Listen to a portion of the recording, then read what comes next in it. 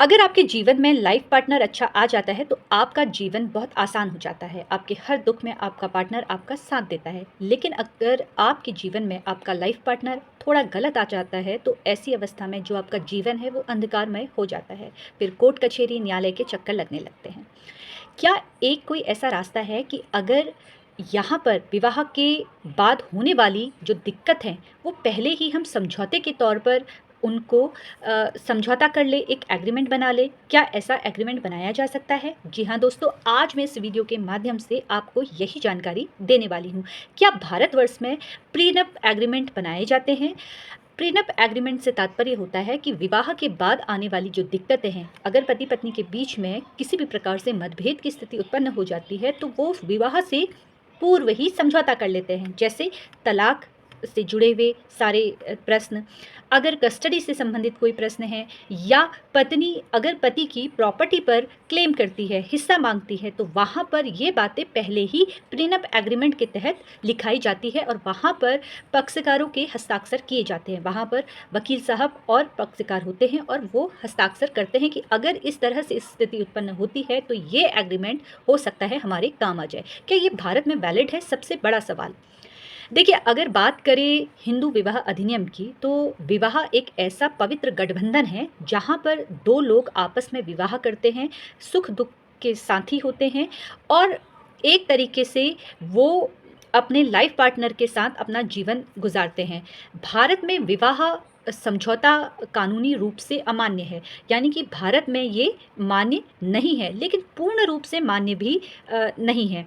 यहाँ पर इसे हम शून्य भी नहीं कह सकते हैं, अमान्य भी नहीं कह सकते हैं, लेकिन भारत में एक ऐसा स्टेट है जहाँ पर अभी भी प्रीनप एग्रीमेंट किए जाते हैं। वो कौन सा स्टेट है, आप मुझे कमेंट करके अवश्य बताइएगा। फिलहाल अगर प्रीनप एग्रीमेंट बनवाना होता है तो उस वक्त आप विवाह के बाद आने वाली दिक्कत, जैसे कि लेनदारी, कस्टडी का मामला या महिला का आपकी संपत्ति पे अधिकार, ये सारी चीज़ें आप पहले ही डिसाइड कर सकते हैं।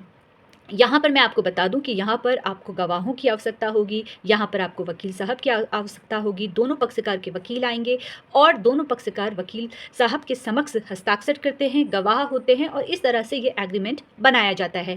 लेकिन ये कानूनी रूप से वैध नहीं होता है, अमान्य होता है, क्योंकि भारतवर्ष में जो बोला गया है, जो विवाह का नेचर है वो कॉन्ट्रैक्ट के बेस पर नहीं माना जाता है, यानी कि हम उसे कॉन्ट्रैक्ट मैरिज नहीं कह सकते हैं। लेकिन जैसा कि मैंने आपको बताया कि भारतवर्ष में एक ऐसा स्टेट है जहाँ पर ये चीज़ें मानी जाती हैं। आप मुझे कमेंट करके अवश्य बताइएगा।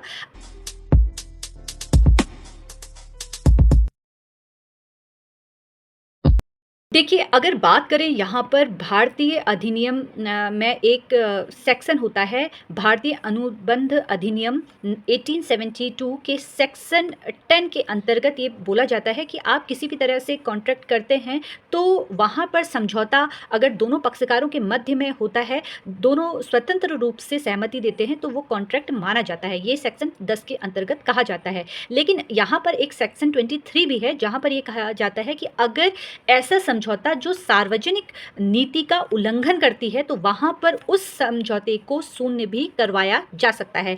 तो भारतवर्ष में ये अमान्य होता है, लेकिन जैसा कि मैंने बोला कि एक स्टेट है जहां पर ये मान्य भी है। आप मुझे कमेंट करके अवश्य बताइएगा कि वो कौन सा स्टेट है जहां पर प्रीनप एग्रीमेंट मान्य है। फिलहाल इसी तरीके से कानूनी जानकारी प्राप्त करने के लिए आप लोग मुझसे जुड़ सकते हैं। धन्यवाद।